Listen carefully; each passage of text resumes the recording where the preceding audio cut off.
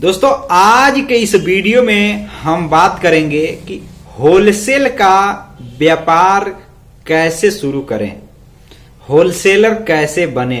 दोस्तों आज का ये जो वीडियो है वो रिसर्च के आधार पर कुछ प्रैक्टिकल और कुछ रिसर्च, जैसे अलग अलग चीजों का प्रैक्टिकल है और कुछ रिसर्च और कुछ देखा हुआ जानकारी के आधार पर ये आज के इस वीडियो में मैं जो जानकारी देने जा रहा हूं उसको आप धैर्यपूर्वक ध्यान से समझिएगा कि एक व्यक्ति चाहे तो होलसेल व्यापार किस तरह से शुरू कर सकता है और किन किन तरीकों से होलसेल व्यापारी बना जा सकता है। तो चलिए दोस्त आज का ये जो वीडियो है इसकी शुरुआत करते हैं। नमस्कार दोस्तों, आप देख रहे हैं VK tool channel Vishnu ji के साथ। दोस्तों कैसे हैं आप सब? उम्मीद करता हूं कि आज आप लोग फिर से अच्छे होंगे, स्वस्थ होंगे और फिट होंगे। दोस्तों अगर आप इस चैनल पे पहली बार आए हैं तो चैनल को सब्सक्राइब, वीडियो को लाइक आप करना बिल्कुल भी नहीं भूलिएगा। यदि आप किसी बिजनेस, व्यवसाय, स्वरोजगार से जुड़े हुए व्यक्ति हैं, गांव में रहते हैं, गांव में आपका रोजगार है या व्यापार आप शुरू भी करने की सोच रहे हैं, अगर कोई सवाल है, चाहे व्यापार कर रहे हैं तो या शुरू करने की सोच रहे हैं तो इस वीडियो के कमेंट बॉक्स में जाकर जो भी सवाल है आप अपना पूछ सकते हैं, हम उसका उत्तर जरूर देंगे।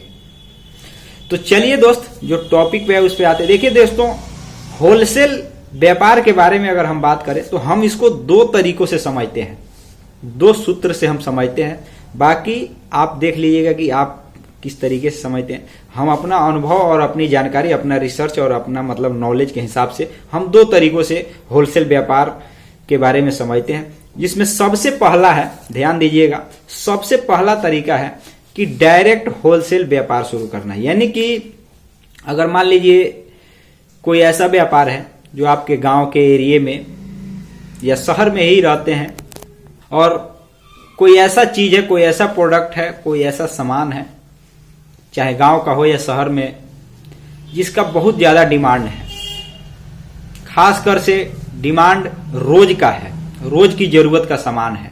देखिए अनेकों प्रकार के होलसेल व्यापार हो सकते हैं। मान लीजिए जो भी प्रोडक्ट है, कोई भी प्रोडक्ट है, कोई भी सामान है, उसका कहीं ना कहीं कोई ना कोई व्यक्ति थोक में उसको बेच ही रहा है, लेकिन हम वो बात आपको नहीं बता रहे हैं।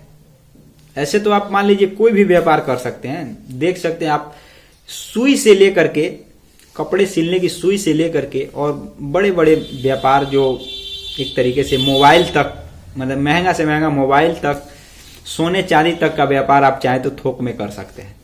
लेकिन हम ये बात आपको नहीं बता रहे, हम केवल आपको सूत्र बता रहे हैं कि हम दो तरीकों से व्यापार को समझते हैं और इन्हीं दो तरीकों में ये सारा व्यापार आ जाएगा। आप देख लीजिएगा जो मैं बात आपको बताने जा रहा हूं।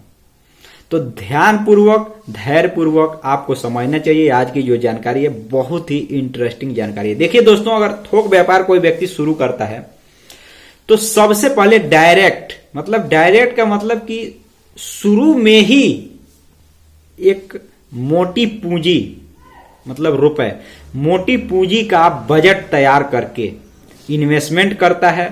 और जो मान लीजिए प्रोडक्ट जहां से उत्पादन होता है, चाहे वो फैक्ट्री भी हो सकता है, गांव का भी एरिया हो सकता है, मतलब जो भी प्रोडक्ट जहां मिलता है वहां से थोड़ा कम कीमत में खरीद करके, और जैसे मान लीजिए कि अब शहर का एग्जांपल भी दे दे रहे हैं, गांव का भी एग्जांपल दे दे रहे हैं। जैसे गांव में मान लीजिए मीठा गुड़ बनता है, गांव में गन्ने के रस का गुड़, जो एक तरीके से कुटीर उद्योग के रूप में, जिसको कहा जाता है कि हमारे यहाँ मीठा कहा जाता है, कुटीर उद्योग जो होते हैं उसी के अंतर्गत वो तैयार किया जाता है। मतलब बड़ा बड़ा उद्योग नहीं, ये कुटीर उद्योग है।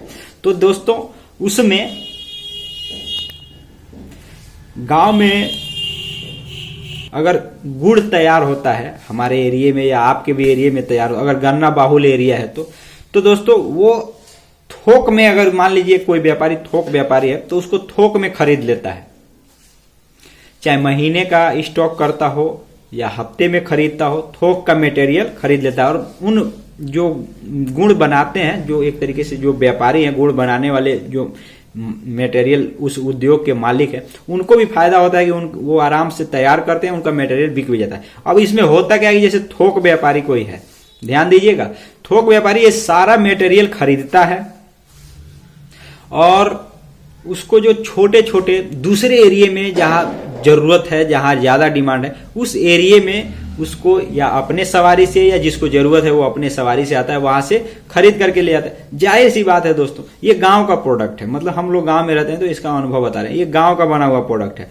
अब वही चीज अब जैसे मान लीजिए कि मोबाइल को ही ले लीजिए, सिंपल बात है, मोबाइल को ले लीजिए या अन्य किसी भी प्रोडक्ट को ले लीजिए, चाहे मोबाइल हो या मोबाइल चार्जर हो, एयरफोन हो, अनेकों ऐसे सामग्री हैं, या घर में उपयोग होने वाले सामान हो, स्क्रू हो या नट हो, बोल्ट हो, जो भी चीज हो, कूलर, पंखा, हर एक चीज की हम बात कर रहे हैं। जो भी चीज है अगर वो फैक्ट्री में बनता है, शहर में बनता है, तो भी वहां से कोई ना कोई थोक व्यापार ही पहले थोक व्यापारी के पास आता है, फिर फुटकर छोटे छोटे व्यापारियों के पास वो पहुंचता है। तो दोस्तों आप देख सकते हैं कि अगर मान लीजिए अगर कोई व्यक्ति सोच रहा है कि थोक व्यापार शुरू करे तो डायरेक्ट भी शुरू कर सकते हैं। अब इसमें ये चीज होता है कि जिस चीज के हम थोक व्यापार के बारे में सोच रहे हैं या शुरुआत करने के बारे में सोच रहे हैं दोस्तों, उसमें कितना हमारा बजट लगेगा कि हम थोक व्यापार शुरू कर पाएंगे। अब जैसे कोई चीज कोई बना रहा है, फैक्ट्री लगा दिया है, चाहे वो छोटा फैक्ट्री हो या बड़ा फैक्ट्री हो, तो वो व्यक्ति अगर सोचे कि मेरा मटेरियल मैं ही डायरेक्ट ग्राहक को पहुंचाऊंगा जो जिसको जरूरतमंद को, तो ऐसे नहीं हो पाएगा। तो इसीलिए बीच में थोक व्यापार बनाया गया है कि किसी बीच में जो थोक व्यापारी है हम अपना प्रोडक्ट बनाते हैं और उनको बेचेंगे, हमारा मटेरियल भी ज्यादा बिकेगा और वो भी कुछ मार्जिन लेकर छोटे छोटे जो व्यापारी हैं उन तक पहुंचाएंगे और छोटे छोटे व्यापारियों से सीधे ग्राहक तक पहुंच जाएगा जो भी प्रोडक्ट है। दोस्तों इसका फार्मूला सीधा है। तो अगर हम सोच रहे हैं कि थोक व्यापार शुरू करने के लिए तो अपना बजट देख लें, हम ये देख लें कि हम किस चीज के बारे में थोक व्यापार शुरू करना चाहते हैं, उस हिसाब से हमारा लागत कितना लगता है, ये सब चीज हम देख लें। अब उसमें बहुत ऐसे चीज हैं जो जिनका थोक व्यापार एक साथ शुरू किया जा सकता है। जैसे कि मान लीजिए कि कपड़े का थोक व्यापार आप ले लीजिए, उसमें कई तरह के कपड़े आप बेच सकते हैं थोक में। अब उसमें यह होता है कि आपका 10 लाख बजट लगता है, 20 लाख लगता है, 30 लाख लगता है। जैसे मान लीजिए रेडीमेड कपड़े का थोक व्यापार, उसके बाद रेडीमेड के बाद जो कपड़े बचते हैं जिनको काट करके सिलाया जाता है उनका थोक, थान के कपड़े का, अनेकों तरीके से दोस्तों थोक व्यापार लोग कर रहे हैं और आप भी चाहें तो आप भी कोई व्यापार चुन करके कर सकते हैं। हमारा बताने का सिर्फ सूत्र इतना ही है कि डायरेक्ट थोक व्यापार शुरू किया जा सकता है और दूसरा है जो एक तरीके से छोटे व्यापार आप पहले शुरू करते हैं। अब दूसरा तरीका बता, मैं 2 तरीकों से समझ रहा हूं, पहला डायरेक्ट और दूसरा आप पहले छोटा व्यापार शुरू करते हैं। उसी काम को जिसके बारे में थोक व्यापार आपको शुरू करना है उसी में आप पहले फुटकर व्यापारी बनते हैं। ध्यान, सिंपल बात समझने के लिए आप फुटकर व्यापारी बनते हैं, फुटकर व्यापार शुरू करते हैं। जैसे मान लीजिए अगर थोक व्यापार 10 लाख रुपए में शुरू हो रहा है तो फुटकर व्यापार करने के लिए आपको लाख रुपए का लगभग औसत, मतलब अगर देखा जाए तो 10% पूंजी की आवश्यकता होगी, तो आप फुटकर व्यापारी बन जाएंगे। तो यही बात समझना है। अब फुटकर व्यापार आप करते करते करते करते अगर आपको अनुभव हो गया, आपको अगर ज्यादा मान लीजिए पूंजी भी हो गया, आप कमा लिए, तो आप उसी व्यापार को आप थोक के रूप में शुरू कर सकते हैं। अब थोक के रूप में क्या शुरू करना है, अब देखिए अलग अलग व्यापार में ध्यान दीजिएगा, अलग अलग व्यापार में अलग अलग तरीका अपनाना पड़ता है। जैसे पहले आप एक फुटकर व्यापारी हैं, कोई भी व्यक्ति अगर फुटकर व्यापारी है तो सामान लाने के लिए, ले जाने के लिए उसको अगर किराया देना पड़ रहा है, तो अगर वो व्यक्ति चाहे तो धीरे धीरे अपना व्यापार करके खुद का एक गाड़ी भी खरीद सकता है, जिससे जो एक तरीके से ट्रांसपोर्ट खर्च अगर उसको देना पड़ रहा है तो खुद जाकर वो सामान लेकर अपना आ जाए।